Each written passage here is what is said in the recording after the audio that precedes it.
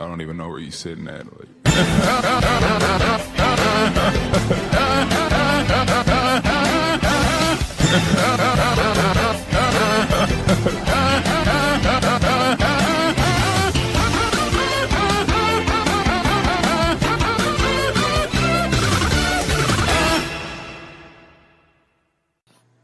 It is now post-game 3. Matt, I think the Warriors need more help than just Steph Curry.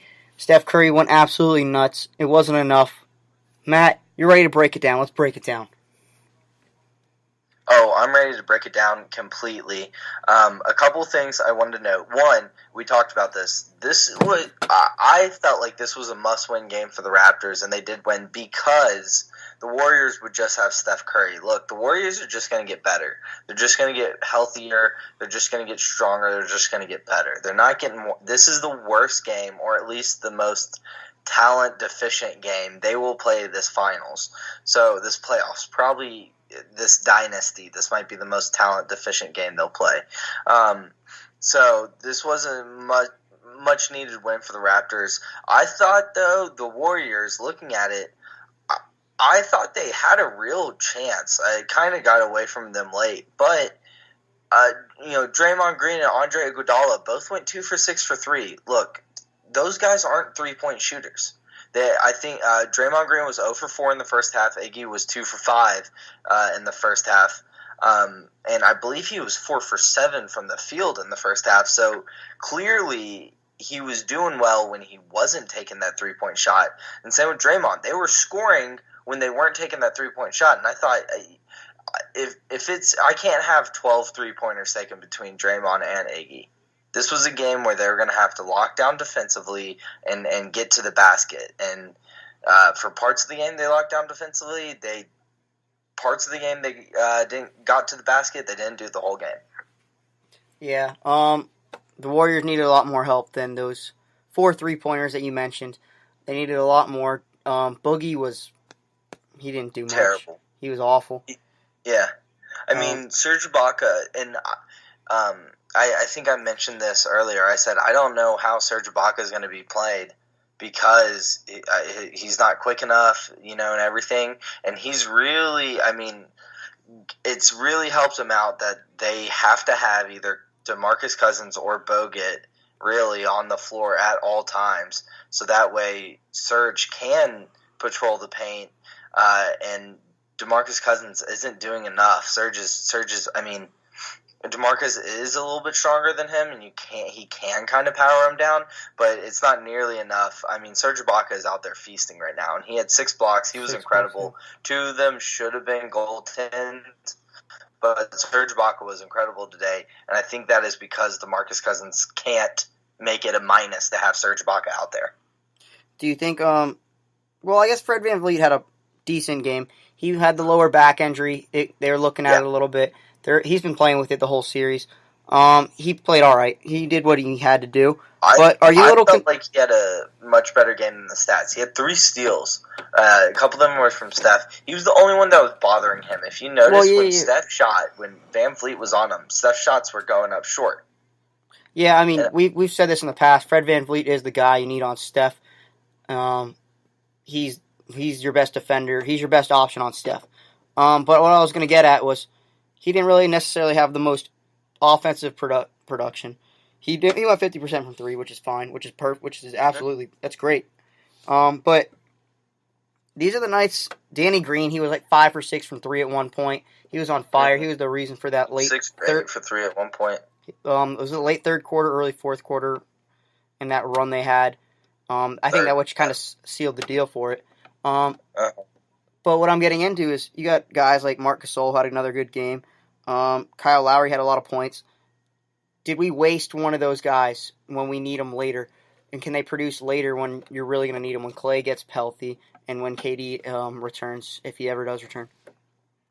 I'm sorry, can you repeat that real quick? So, are these guys going to be able to repeat, or did you waste one of their performances in a game you really didn't need to have it?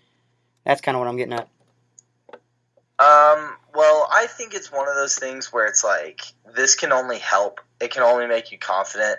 I mean, we all remember Danny Green in the 2014 finals, where he was just lights out from the start of it. And I think each game he got more and more confident. And that way, if he had kind of a bad game, he was still like, well, I've done it. So it was one of those things where it's like, man, it would be nice if you could say, hey, Kyle, do that tomorrow or Friday night. But you also, I mean, you'll take what you get. And no, I don't think they're going to be as effective 3-point wise. They shot 44%, which is incredible. Yeah, but I also think they don't necessarily need to be, as long as they can continue finding the right open shooters, making the right plays. I thought that was the more important thing, was they were making their open shots and they continue to make the good passes. I mean, it does help when you don't have a defender like Klay Thompson on you who can lock down that wing. He's one of the best perimeter defenders in the league. He's constantly it's undervalued, I'd say. Danny Green has the best shooting night tonight. Not a surprise. Yeah, it's definitely not a surprise. Are we going to see KD and Klay game 4? I believe we will see Klay. I think Klay was out, but he wasn't really out. I think if it would have been a very close game coming down to the wire, they might have put him in. Well, no, they probably wouldn't have. I think Klay definitely plays Friday. Whether Kevin Durant does or not, I'm not sure. I think even if Kevin Durant plays Friday, I don't know how much it will matter, because he'll have to play back into shape. He'll have to find a shot, and those are possessions that you need. And we see in the series, you need those possessions. So I'm wondering if he's played like 2 weeks ago, right? Week and a half ago. Yeah, but it's different coming back. I understand that he's not going to be the same, but he is such a he might be the best player in the league. The best. Yeah. He is the best scoring player in the league. He has gravity. I get it. But I do think it's one of those where it's like I would not be surprised if it took him a little bit, and that can be that could be detrimental, as we saw. Like, if Boogie plays well tonight, this is a whole different game. I think if Boogie plays well, I still think the Raptors take it, but that's kind of beside the point. I mean, Steph led the Warriors in, I believe, every category tonight. 47, 8, and 7. Let me ask you. You can't have that if you're going to win a game. Go ahead. If you're the Warriors, do you consider starting Bogut over Cousins? I think you shouldn't. I think it's something you consider, but I don't think it's something you should do, because Boogie is just so much more valuable. That he can be so much more valuable. He has the offensive input. If you don't have Klay, he has to start. If you have Klay, I can understand you starting Bogut. But when you have, and then if they're also injured, Boogie's another guy you have to take strain off the injuries and make sure they can feel more comfortable getting back into it. But I mean, Boogie hasn't been effective. We talked about it earlier. The injuries have bothered him. He's coming back. He hasn't really played much basketball in the last 2 years. He's just still getting used to it, and now he's playing in the NBA Finals. It's tough. Yeah. I understand the argument. I definitely understand it. Bogut's been here before. He's reliable. He's been with this Warriors team. He understands really Steve Kerr's scheme. Into the team well. He is exactly what this team needs. But I don't necessarily. He doesn't necessarily have to start for me. Yeah. I think I'd agree with that. I think it's something to look at. You know what I do think, though? That lineup of Kyle Lowry, Van Vliet, Siakam, Leonard, and Gasol that they started the second half with, I really like that lineup. I thought it was very interesting. If they have Klay Thompson out there, it might change. But with Sean Livingston out there, I really like that lineup. And Danny Green was able to just come off the bench. So he was being guarded by Quinn Cook. And I think if I'm the Raptors, I know they won't do this, that's the lineup I'm starting for Game 3. I'm starting Van Vliet out there. I'm harassing Steph from the very beginning, because as Steph proved today, if he gets remotely warm at all, it doesn't matter. It's too late. He can score 40, and it didn't matter tonight. But I'm saying that that's why I think I would go Van Vliet over Green. Yeah, I mean, it's very helpful when you can hide Kyle Lowry on defense because there's not necessarily a guy like Clay that can destroy you, or someone like KD that can really find those weaknesses on defense. Because Kyle's not necessarily the best defensive player in the league. Yeah. He's very average. If some people would say he's below average, but yeah, I mean he's short, old, and fat. So he's not that old, but yeah, that's not a good picture. I mean, yeah, he had a great game tonight. 9 assists, 23 points. Yeah. Shot over 50% from 3, 50% from the field. Great night. Kawhi did everything he was supposed to do. I thought Kawhi made a lot of bad turnovers. His finishing at the rim wasn't fantastic. I think the Warriors saw something, and they kind of saw it game 2, but because Kawhi is not a playmaker. He was never brought into the league to become a playmaker. He's just kind of adapted into that role because he's a superstar. You can make him make bad moves.